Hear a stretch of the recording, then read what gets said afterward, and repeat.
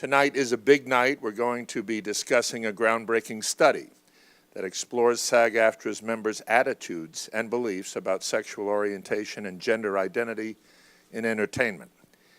8 years ago, comedian Jason Stewart asked the Screen Actors Guild Board to consider forming an LGBT committee, and the time was right. The committee wanted to know what pressures cause actors and other performers to fear for their jobs.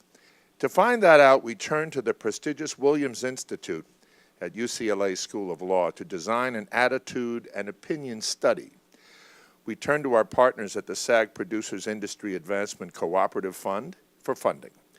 And we turned to you, our members, to tell us straight up what you think. And nearly 6,000 of you, LGBT and non-LGBT alike, responded by taking the survey.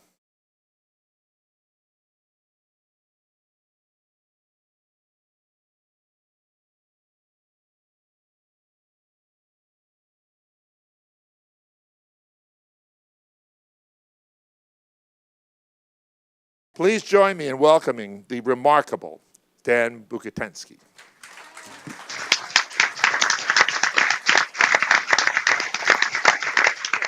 About 1 month after I'd met my current husband, Don, in 1992, he invited me to be his date at the premiere of his first film, Love Field, starring Michelle Pfeiffer.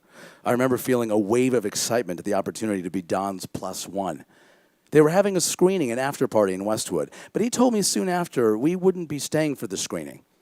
Don and the film's producers, along with Michelle and her at the time new husband, David Kelly, would all be going to dinner together. Instead, my jaw dropped. What? I was going to be sitting at an intimate dinner table with Michelle Pfeiffer. My heart should have skipped a beat, but instead it sank. What's the matter, Don asked, already adept at reading my pathetic attempts to hide my emotions. At 27, I had moved to Los Angeles only a year earlier to pursue my career as an actor and a writer. But I was still very much in the closet. Professionally speaking, of course, it was 1992. There was no Will and Grace yet, and it was easily 4 years before Ellen kissed Laura Dern on that groundbreaking episode of her television show. It was more than a decade before the mad dash out closet doors of trailblazers like Elton John, Rosie O'Donnell, Neil Patrick Harris. Now such events barely make headlines. Whoever imagined we would live to see America take a casual, almost who-the-hell-cares approach to this kind of news? But this was a different time, and I was different. I was an aspiring actor. Can't even say it anymore. Before I knew the word aspiring at the time was synonymous with desperate and hungry and unemployed. I had come out to my family merely 2 years earlier. The notion of being out in public, even before anyone even the public knew or cared who I was, unfathomable. So I say to Don, what if I'm in a movie one day with Michelle Pfeiffer? Don laughed. What? It could happen. I was adamant. Yes, he finally conceded, of course it could happen. But you think she hasn't come face to face with a homo before? He laughed again. Of course he was right, but I'll say it again, I was only 27. Do I go to the dinner and support my new boyfriend and meet an iconic movie star and possibly risk whatever professional fallout comes from being an actor who is outed? Well, I did go with Don to the dinner with Pfeiffer. She was lovely. Probably the most radiantly beautiful woman I'd ever seen up close and personal, so to speak. Michelle sat next to her husband, who sat next to someone I don't remember, who sat next to their publicist, who sat next to someone else I don't remember. Michelle didn't know the names of everyone at that table either. And she certainly didn't register my name or that I was even there, let alone whose boyfriend I was or wasn't. She was polite, of course, but we were not friends, and she must have met hundreds of people that night. I was not the first and foremost on her mind. Phew, I thought. I could probably still work with her and she'll never remember. It was important to me still that I feel like nobody knew. It took me several years before I felt comfortable having people in the industry know that I was gay. In 2001 even, when my film All Over the Guy was released, it was the first time I had to deal with marketing campaigns and publicists and press junkets. At long last, I had managed to wedge my way front and center. And while the film came from a place of truth, I still fought it. I had convinced myself it wasn't a gay film, but a romantic comedy that just happened to have two gays as its protagonists. Isn't that the definition of a gay film?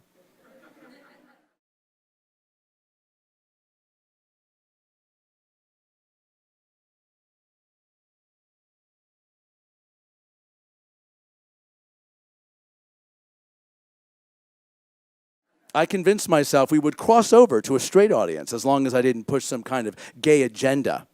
Oh, how little I understood about the audience's appetite for man-on-man action. In hindsight, I realized what I wanted really was for people to believe I can play any role, not just gay. And I was willing to closet myself once again in the press in order to achieve my unrealistic goal. Luckily, though, my closet was a glass one. Your work speaks louder than your agenda. I had written a role for myself as a gay man looking for love and honesty and intimacy. And by exposing the simple truths about characters who just happened to be gay, I too was exposing myself. It scared me. I wasn't ready for it. But sometimes you need to be pushed off the diving board before you can show the world that you know how to swim. What had I been fighting so hard for in the end?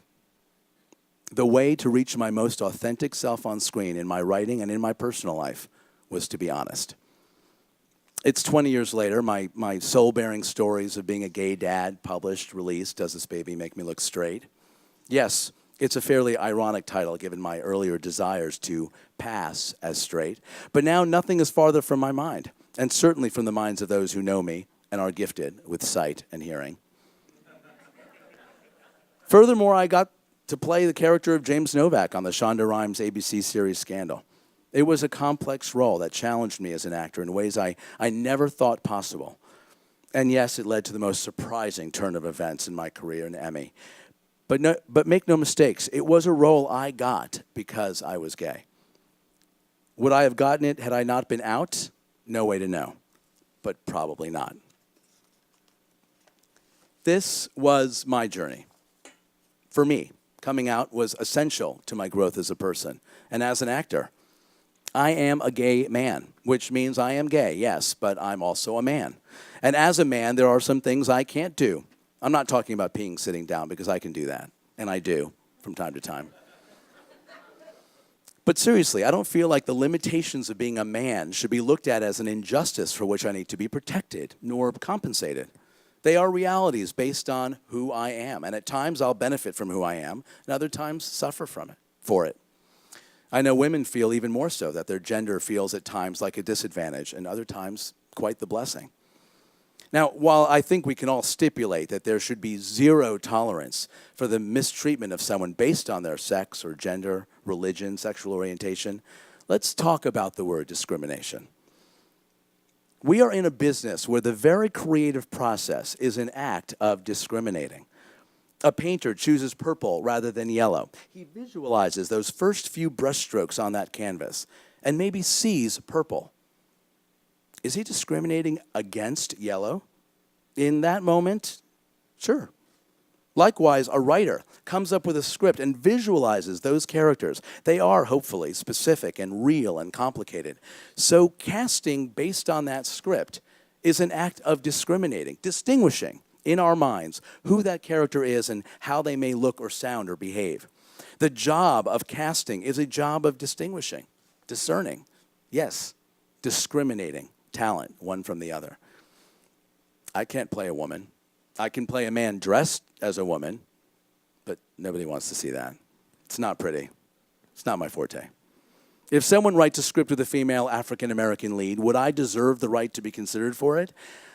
I know, race and gender are very visible traits, so it's much harder to pass as a black woman when I am, in fact, a white man.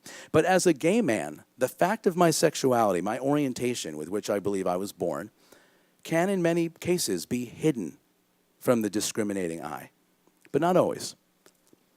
I believe our job as actors, as much as possible, is to be a blank slate, a chameleon who can become, if cast, someone else. Our ability to get inside a character, first created in the mind of a writer, is what we train to do. That's our craft. Our goal is to be as authentic and honest in those roles as we are innately able to do, or trained to do. But therein lies the irony. I spent years in the closet, afraid that the fact of my sexuality would hinder me from getting roles in television shows and films. And as a result, I worked very hard to act like an actor who wasn't who I was.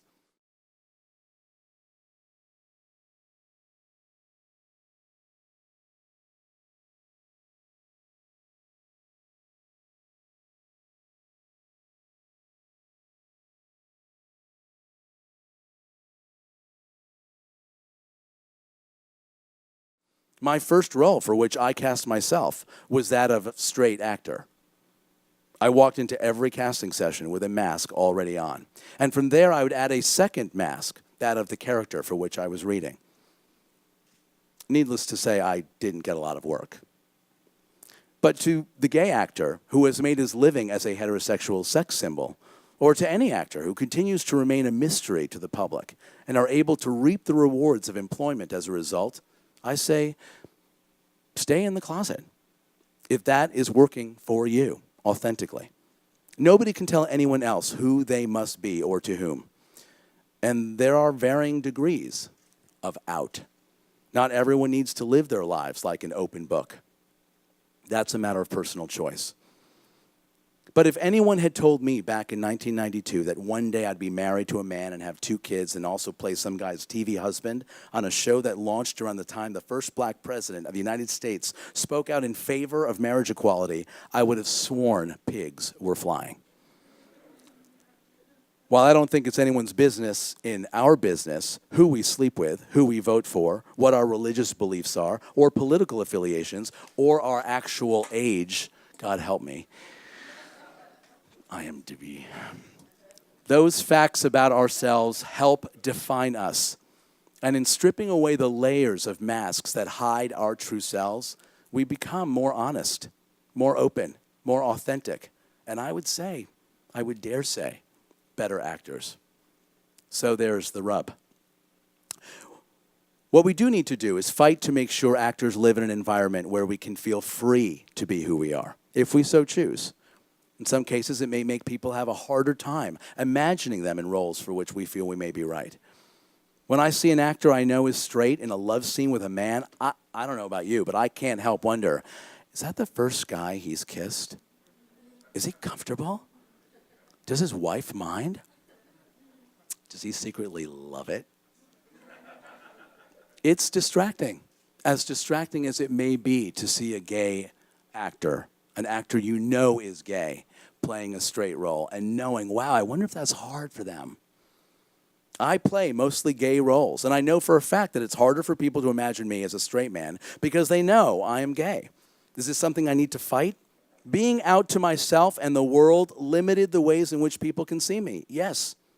But it also made me a better actor. And it afforded me opportunities I know I would never have had if I'd stayed in the closet. So, here we are. It's 2014. And I'm gay and out, and pigs are flying. Now, can someone get me an address for Michelle Pfeiffer? Because I want to send her my book. Thank you very, very much.